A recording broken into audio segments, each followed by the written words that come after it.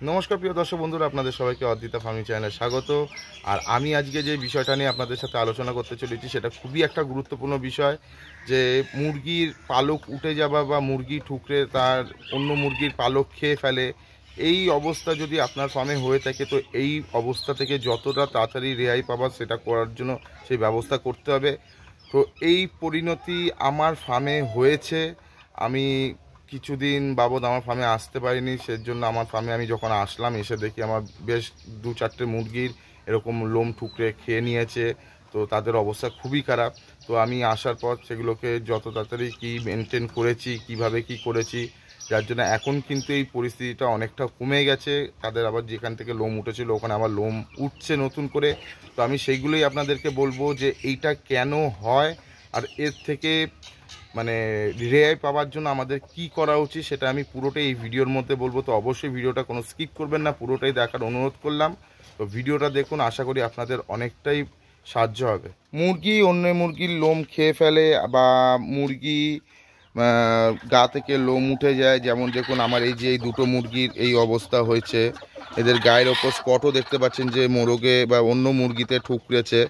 তো এই কারণগুলো হওয়ার পেছনে হচ্ছে যে তাদের শরীরে ক্যালসিয়ামের ঘাটতি থাকার কারণে তারা এই ঠোকরাঠুকরি করে, প্রথম কারণ। আর দ্বিতীয় কারণ হচ্ছে যে এমনিতেই দেশি মুরগির জন্মগত স্বভাব হচ্ছে যে তারা একটু ঠোকরাঠুকরি বেশি করতে পছন্দ করে, অন্য মুরগিকে মারে। তো সেই একটা দ্বিতীয় কারণ।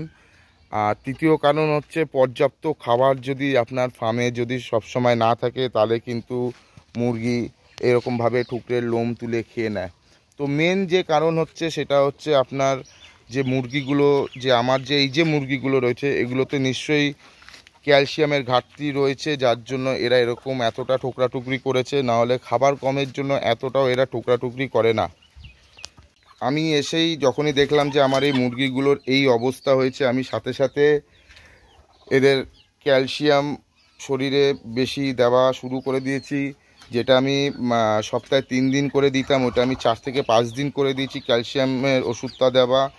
আর আমার তো খাবারের মধ্যে ডিমের খোলা তো দেওয়াই থাকে, কিন্তু আমি ঝিনুকটা ইউজ করি না। তো আমি এবার ঠিক করেছি যে ঝিনুকটাও দেব।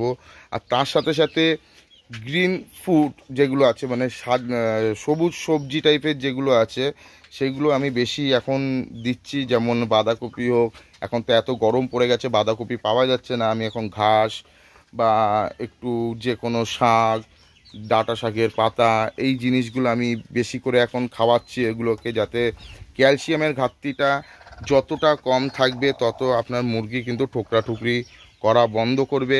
আর অবশ্যই মুরগিদেরকে 2 মাসের মধ্যে ঠোঁট কেটে দেওয়ার চেষ্টা করবেন দেশি মুরগির অবশ্যই, তাহলেও কিন্তু এই ঠোকরাঠুকরি ওরা অনেকটা কম করবে। প্রধানত এই কারণগুলোর জন্যই মুরগি ঠোকরাঠুকরি করে বা অন্য মুরগির গা থেকে লোম ঠুকরে খেয়ে ফেলে বা গায়ের উপর থেকে লোম উঠে যায়। এই যে কারণগুলো বললাম, এগুলো যদি আপনারা যদি একটু যদি মেনটেন যদি করতে পারেন, তাহলে দেখবেন এই প্রবলেমটা আপনাদের ফার্মে হবে না। আমার ফার্মে হয়ে গেছে, কিন্তু আমি এটাকে মেনটেন করা শুরু করে দিচ্ছি, যেটা অনেকটাই কিন্তু এখন কমে গেছে। আর অবশ্যই ক্যালসিয়ামের ঘাটতি কিন্তু আপনার মুরগিগুলোকে হতে দেবেন না। ক্যালসিয়ামের ঘাটতি হলেই কিন্তু এই প্রবলেমটা হবেই। তো অবশ্যই আপনারা ক্যালসিয়ামের ওষুধ কিন্তু অবশ্যই কিন্তু আপনারা মেনটেন করবেন। তো আজকের এই ভিডিও বন্ধুরা এত অবধি। যদি ভিডিওটা আপনাদের যদি একটুও সাহায্য হয়ে থাকে, তো অবশ্যই ভিডিওটাতে একটা লাইক দিয়ে দেবেন। আর চ্যানেলে যদি নতুন হয়ে থাকেন অবশ্যই চ্যানেলটা সাবস্ক্রাইব করে নেবেন। তো আবারও দেখা হবে নেক্সট ভিডিওতে। ততক্ষণ সবাই ভালো থাকবেন, সুস্থ থাকবেন।